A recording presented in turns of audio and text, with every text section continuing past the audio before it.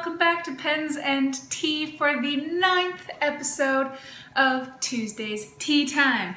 Sorry it has been a good long while since my last Q&A, but I am back and I'm ready. I've got the kettle on, it is starting to boil already, and as you can tell by the shirt, it's December, it's Christmas time, and I'm about to have one of my 24 days of tea, which is basically an advent calendar for tea from David's Tea. Super cute, look at those little guys. And I felt like, you know, the theme matched my shirt. So I'm gonna pull one of these out. I have no idea what tea is what, because I like to keep it a surprise until I pull it out. So I take it out of the little thing. I don't even look at what it is. I look at the tea, which this looks interesting, and I try and guess what it is. I think that's really fun. I'm seeing green tea, what I assume is green tea, nuts of some sort possibly, and what kind of looks like popcorn. It definitely smells like green tea, but I don't smell any nuts. I have no idea what this is. It is called Genmachia.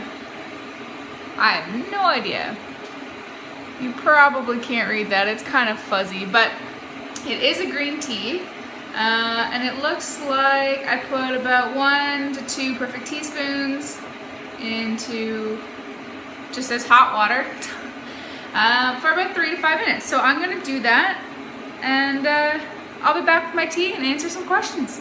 All right, I got my tea steeping, so I have got your questions pulled up here. Let's get answering them. Christopher York asked, where do you purchase sealing wax? Primarily, I get mine from either Goulet Pens or Wonder Pens.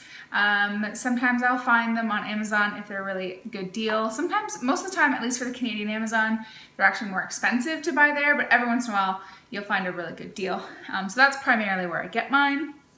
Oh boy, I really am sorry if I mispronounced your name. Rowan Geertven Redeveld? I'm sorry. It says, hey Carrie, I've been quite new to the fountain pen community. I started 2 years ago. Congratulations, I actually just celebrated my 2-year anniversary as well. And I've been improving my handwriting, accepted in the calligraphy group, cool, and have been restoring typewriters as well. That is so cool. I have a couple of fountain pens, such as the Sailor 1911 Large and the Lamy 2000. My question is, what are the typical reactions you get when pulling out fountain pens? First of all, those are amazing pens, so congrats. Most of the reactions I get are just curiosity. You know, the biggest thing that sticks into my head is when I went downtown Toronto for my training for the job that I currently have. Pulled out a fountain pen to start taking notes, and immediately the entire table was like, what is that? They didn't know what a fountain pen was. Only one other person there actually knew what fountain pens were, but she basically was a Lamy 2000 Lamy Safari user, and that's as far as she had gotten into the hobby. That's all she ever had. I actually sold her my Faber-Castell loom a little bit later. I've gotten her in, but yeah, everyone else is just kind of like, what is that? So most of the time, yeah, just curious. Once they figure out what it is, they think it's kind of cool, kind of weird, and then that's about as far as it goes. Every once in a while, I'll get somebody that is a little bit more interested than others, but most of the time, yeah, it's just a general like, what is that? Hopefully your experiences have been positive as well. All right, so my tea is done steeping, so I'm going to remove it. I have no idea whatsoever what to expect from this tea. I've never had it. The smell did not super entice me, if I'm being honest, but you never know until you actually try it. Just gonna stir it up in case anything's settled to the bottom. It still does not smell super enticing. It smells kind of nutty, which is not usually my cup of tea, but here's to trying it.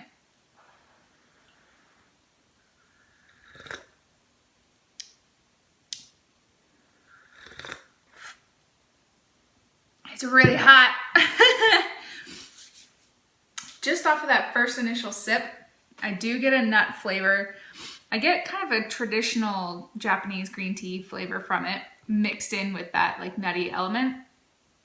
I'm gonna let that cool just a little bit so that I can really get into it. But so far, I'm on the fence. I don't immediately hate it. I don't immediately love it. I'm not too sure yet. Let's answer some more questions and then we'll come back to that. Larry Barones asks, help me out on this one. I love Starbucks sweet black tea. It's not too sweet, but just right. Can I get this tea made the same way as a hot tea?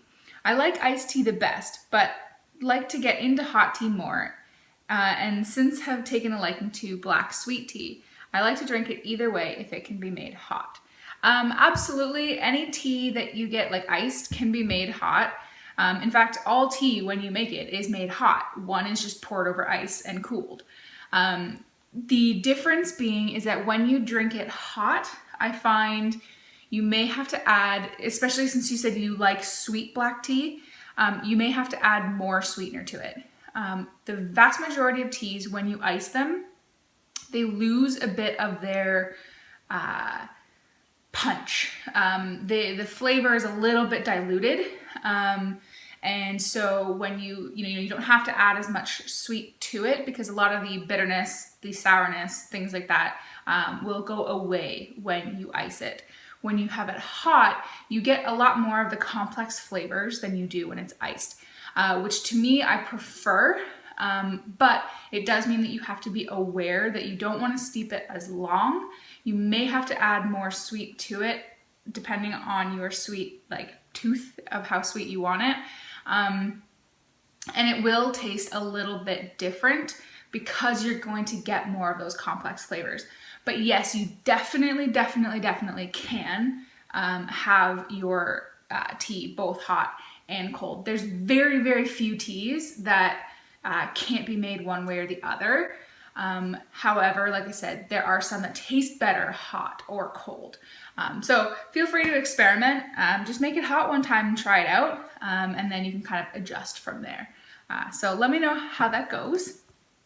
Next question. John Lee says, so basically you bought about 10 pens your first year into fountain pens and then about 60 the second year. What is the story there?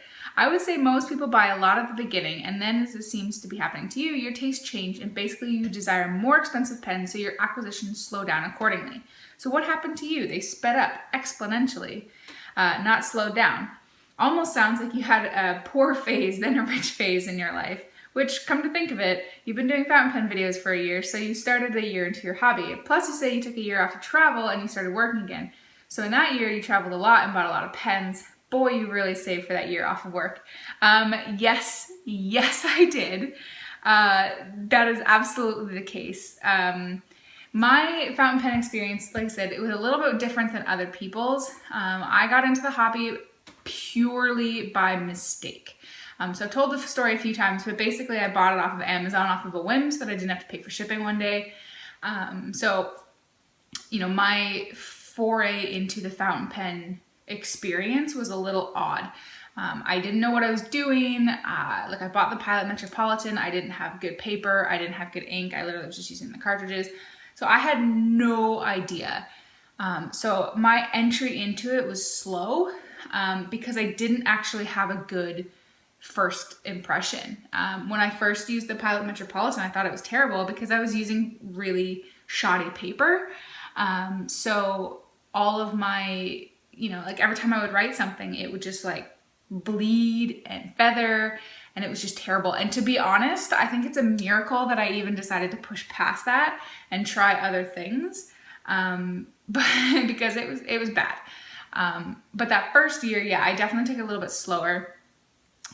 As that first year kind of continued, I definitely started getting a little bit further into it.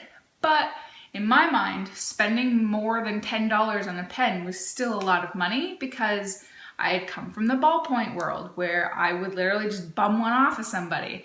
To me, I was like, pens should be free. They should be 20 cents, 50 cents, $1. I had no appreciation for what went into making a pen, no appreciation for price, none of that. So my pen acquisition was smaller in the first year because, like I said, every time I bought a pen, I heavily researched it.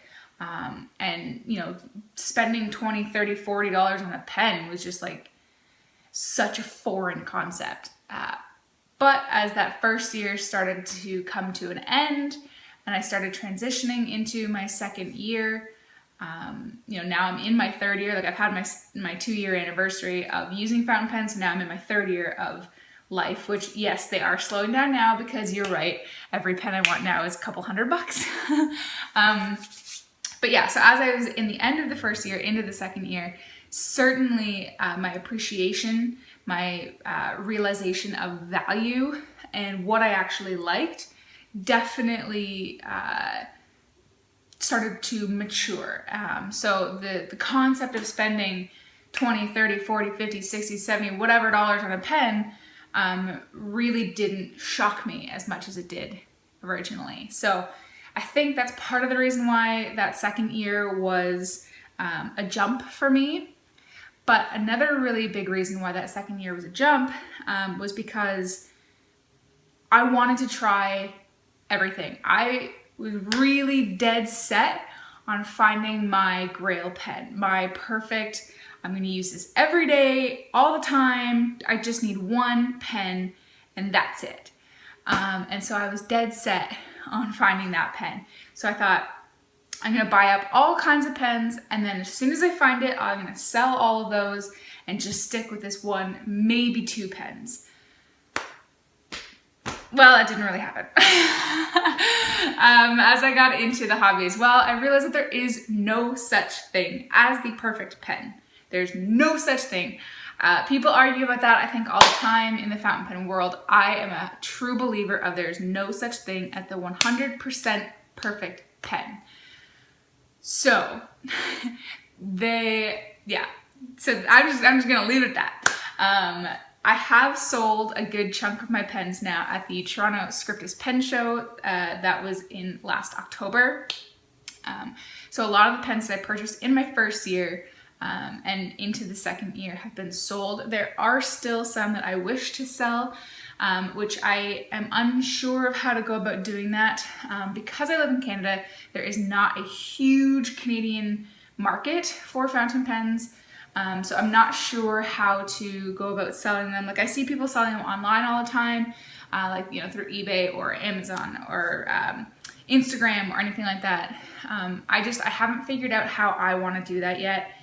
It'll probably be through Instagram, so stay tuned, Pens and Tea.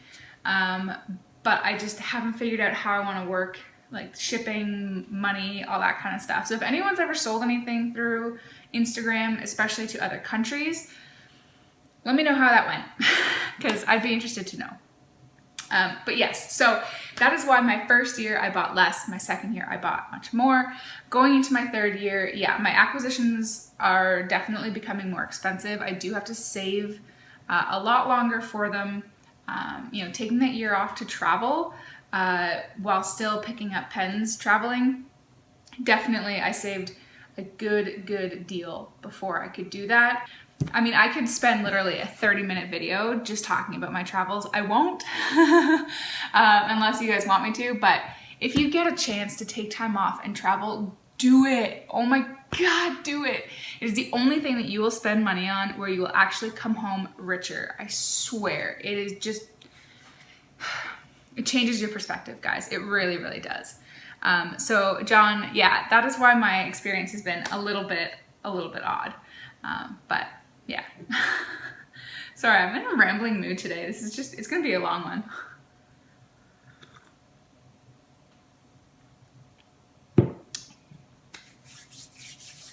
Such an odd tea.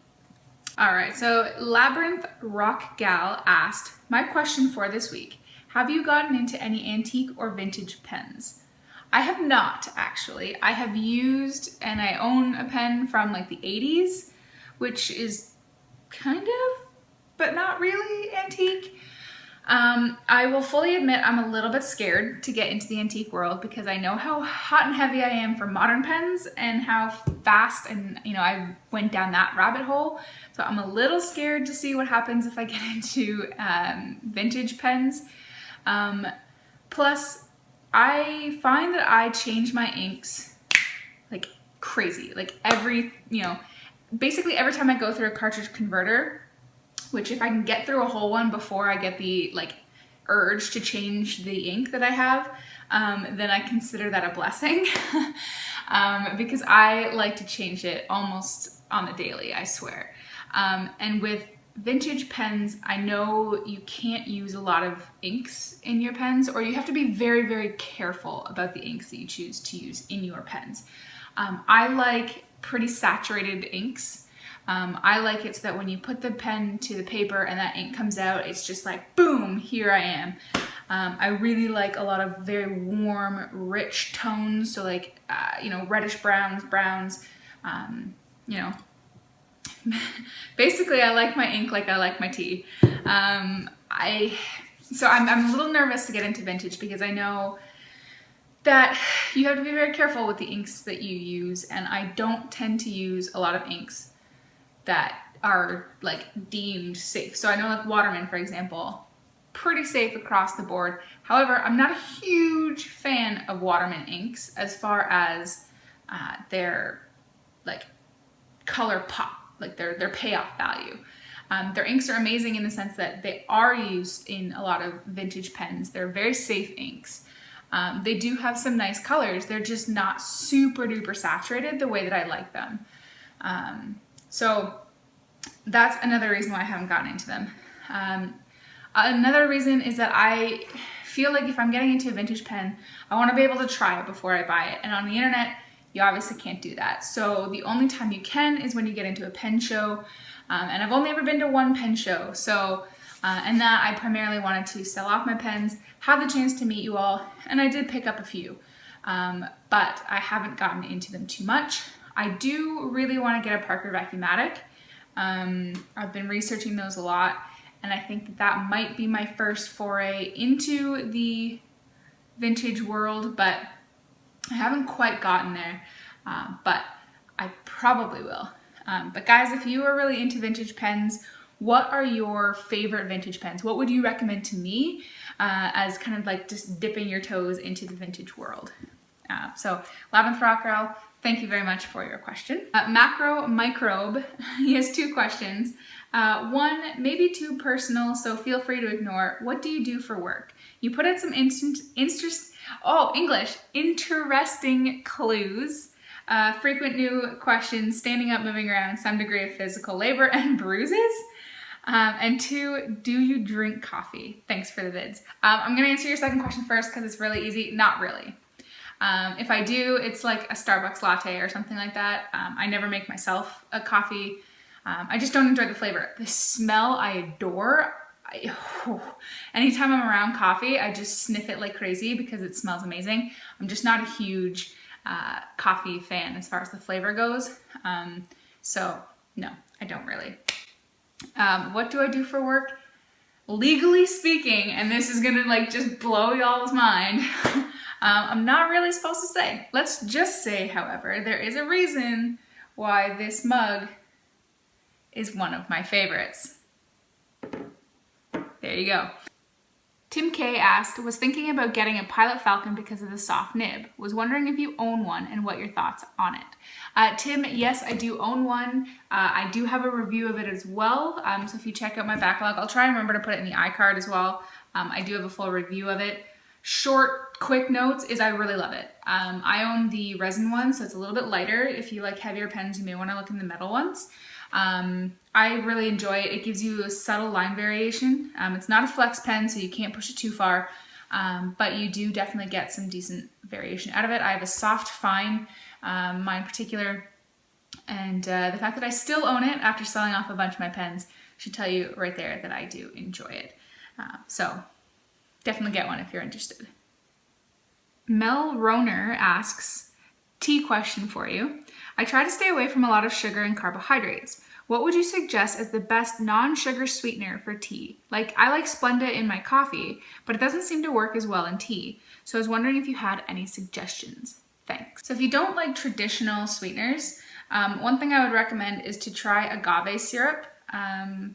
I have specifically a raspberry and a vanilla flavored ones. You can get just plain agave and they don't have any flavorings. This does not change if you don't have the flavor, of course. It doesn't change really the flavor of the tea at all, the plain one anyways. And it doesn't raise your blood sugar like regular sugar does. So it's a really kind of good alternative. It's kind of like a thinner consistency compared to honey, which I also enjoy in green teas, by the way, honey. I don't really like honey in any other tea except for green tea, but you know, just as a heads up. So yeah, I will use agave as like a natural alternative. I mostly use like rock sugar, which comes from like cane sugar basically. And there also is another one that I've used that actually comes from beetroots. But those are sugars and they will mess with your blood sugar level a little bit. I'm not sensitive to that, so I don't really feel it. I know it happens in my body, which is why I do try and limit the amount of sugar that I intake in a day with my food so that I can have it with my tea. But if you're looking for a natural alternative, definitely check out agave because it is really tasty. And it's actually sweeter than sugar. So you need a lot less of it as well. So check it out. Larry Barones also has another question. He said, what is your input on Private Reserve inks? I love their electric DC blue and I like all of their American and Super Show blue. I'm fixing to try their black ink. I like a deep, dark, bold, rich black, and my favorite so far is a new one I picked up at the Dallas Pen Show from the Anderson table called Black Stone. And the ink they put on is a black stamp. Great stuff. I also like 3 of the Mont Blanc black inks and 1 or 2 of the Noodler's black inks. So my main 2 colors are black and blue. I do like other colors and have a few, so let me know. Happy Tea Day. P.S. Apple Watch rocks. I have one and no problem at all. Mine's the original first one that came out. So it's mine. I got mine probably about 2 weeks after it first came out, and it's still holding on pretty steady. So I love it. Private Reserve inks, I like them. They are more saturated than a lot of others. I will admit that they aren't my go-to inks. I, for whatever reason, tend to gravitate towards Diatramentis, Diamine, a few Noodlers here and there. I tend to have a lot of samples of Noodlers that I use, but I don't actually own many Noodlers. I am not a huge fan of black inks. I recognize that there's a time and a place for them, but I kind of find them a little bit boring, so I stay away from them. Probably because when I was in the ballpoint world, black and blue is all I ever used. But like I said, I like more warm tones, so like rich browns, deep reds, that kind of thing. And black just doesn't do it for me because it's cold, right?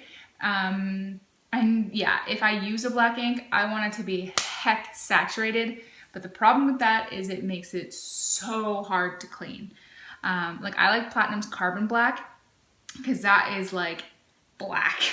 But it's like you need a dedicated pen for it because it's going to stain and it's not going anywhere. I've also found that some of the Private Reserve inks can stain a little bit, so that's probably why I stay a little bit out. The DC Blue is gorgeous. It is a heavily saturated ink. It's very in your face and it's beautiful. But I have had a little bit of staining issues with that, so I do tend to stay a little bit away. The Mont Blanc inks, I haven't tried their black. I've heard it's really good. I really like their Lavender Purple and their Toffee Brown. Those are the ones that I kind of prefer. So you and I, it seems like, have opposite taste in ink.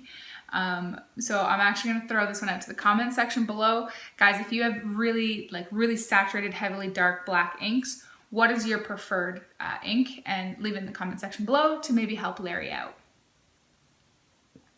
This tea is okay. This tea is okay.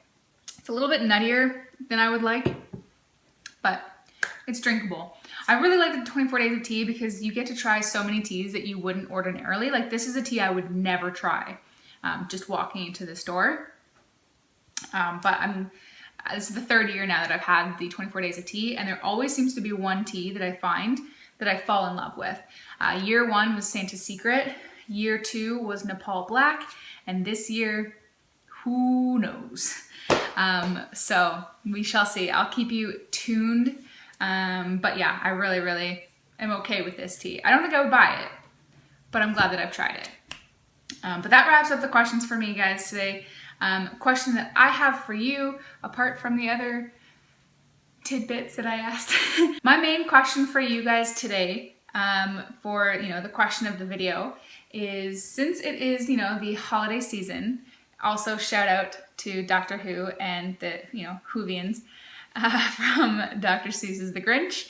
That is what this mashup is, by the way. Tangent aside, what are your thoughts about gifting pens?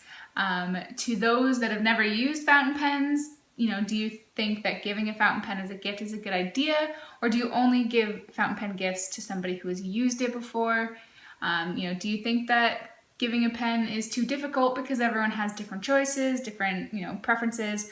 What do you guys think, essentially, about gifting pens in general? So guys, thank you for making it this long into the video. I really appreciate you sticking around with me. I also appreciate the fact that you guys have been showing me so much love on my regular Monday to Friday videos, on my reviews. Thank you very, very much. I really appreciate it. It means a lot. Thank you for watching. Thank you for commenting, hitting that like button, and if you hit this little icon here, this little hello picture, it will subscribe you to the video so that you do get those Monday and Friday videos, plus the occasional Tuesday Q&A. Guys, thank you. Happy holidays. I'll see you next time. Bye.